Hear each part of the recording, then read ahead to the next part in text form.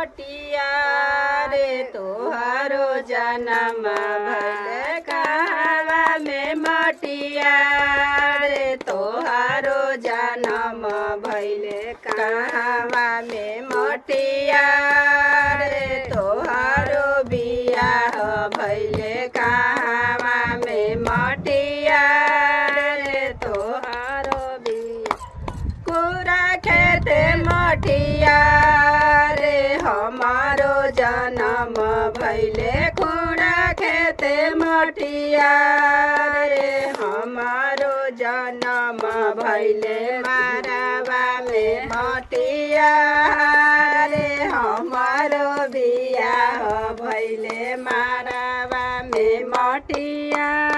रे हमारो उठा उठा मोटिया हो